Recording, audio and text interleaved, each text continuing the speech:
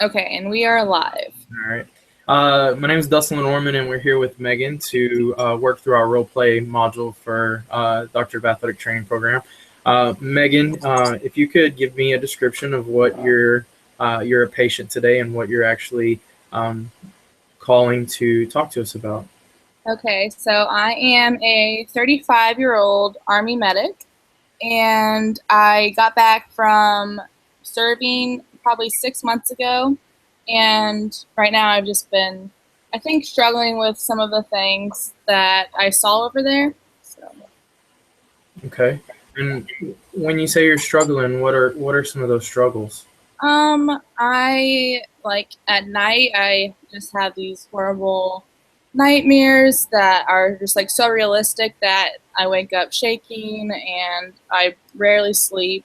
And like sometimes when I'm in like crowds of people and I hear loud noises, like I can't handle it. Like I just want to leave. So do you when those things happen, how do you handle those situations? Um, like at night when I actually do fall asleep and have a nightmare, then I just wake up, shake, and then like don't want to sleep again because I don't want to see those things. And in crowds, like when a lot of people are surrounding me or a lot of loud noises are happening, then I just want to leave. Like I don't want to be there. So that just stinks for like my family and my friends because they're usually there with me, but I can't enjoy that time. I kind of just shut down. So Okay. Is it affecting anything else in your life at this current time? Um, right now I am working as a medic over in the United States and not with the Army right now. I am just kind of at like a rehabilitation center.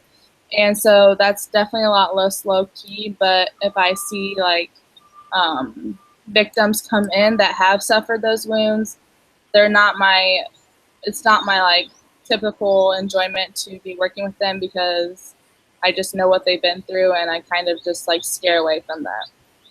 So have you, other than trying to avoid these situations, be it large crowds or maybe you're afraid to go back to sleep at night or to go to sleep in general, even when you're at work and you see these different incidents occurs or these different injuries that kind of relate back to things, do you find a way that it can make it better for you other than just avoiding the situation? Um, I pretty much would just avoid it. Um, Sometimes I just like repeat to myself like I'm not there anymore, like I'm here, like nothing's gonna happen. But other than that, I pretty much just avoid it. Okay. Or have you talking to anyone else about this? And No, I have not. I try not to talk to my family too much about it because I don't want them to worry. okay. And then as far as having a physician speaking to you, you're not on any type of medication or anything currently? No. Okay. Okay. Well, one of the things is that we need to try to not avoid the situations because we have to somewhat try to learn to cope with those things. And as we avoid those, it continues to increase in our memory of those thoughts and not being able to see that it's okay to be in those situations because you're not in that environment that you were in. One of the things also would be that we could try to communicate. So I know that you may not feel comfortable and it may be harder to communicate with family members or close friends, but we can go to support groups.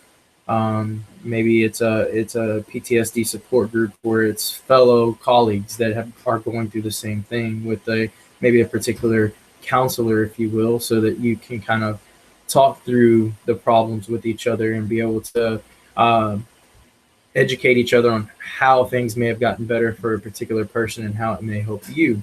Could be a great benefit. Do you do any extracurricular activities in your free time? Sometimes I play basketball at the rec at night after. Does that kind of, is that like a happy place for you? Yeah, I do enjoy that a lot. Okay. So maybe working into that environment, you like physical activity, being able to work to where that physical activity may involve some crowds, and so that you learn that it's okay. You're in your happy place. You're in your element. in a mental capacity, but yet all of a sudden there's these crowds around you, and so you're learning to cope with that mechanism that triggers your currents of memory from your past experiences. So physical activity, working out, something that is mentally triggering, so that it avoids that thought process of you being able to correlate that particular event with your past history would be very beneficial. Do does any of these things make you have mood swings or I mean, I think psychological thoughts? I don't have any like thoughts of ever harming anyone or harming myself, but like I've never been an angry person, but here lately I do think that some situations I see like on TV, just like reality shows of all these females just like prancing around in a happy place, and I was over there overseas, like that makes me mad, but I don't ever think of physically or anything like harming anyone. So Okay.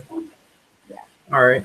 Well, again, there are some medications, but I think that that's kind of a last resort. Obviously, we don't want you to have to resort to that Yeah. uh, treatment plan. Um, there's groups again that we can talk to, so we want to try to maybe consider talking to those individuals. Maybe it's a 6 week program to a 12 week program that you and the groups kind of work through to learn and be able to cope with those events that occur. And then another great thing is kind of meditation. So I know it's kind of sounds weird and it's Yeah. goofy, and we've seen where it helps with athletes in general, where they create kind of like a meditation on a Buddhist level, and they're able to find that happy place, be able to determine that they're okay in the state and the nature that they're currently in. So some of that quiet alone time may be beneficial as well. And then just relaxation therapies would be your activity, going for a walk, run, or wellness, physical activity, playing basketball, things of that nature, so that we can kind of keep your mind off of those things. And then at nighttime, maybe I don't know that it's necessarily a trigger that gets you those a specific trigger that causes the nightmares, but try to avoid situations that may, like a TV show or something of that nature, that may be the trigger point prior to you going to bed, that kind of makes you recall those incidents. Okay. Yeah, that makes sense. But if you have anything, if there's any time that you need, if there's an event that comes up, maybe it's good that you can give me a call, or you find somebody that you're comfortable with to talk to. That especially at nighttime when one of those events occurs, that you can call and you can hear a familiar voice, you can hear somebody that can basically you can confide in, and they can promote that you're okay in that situation, and reassure you in that nature as well. Okay. Yeah. Thank you so much. I just know that the path I'm going, I need to get help now and not suffer any longer for me and for my family.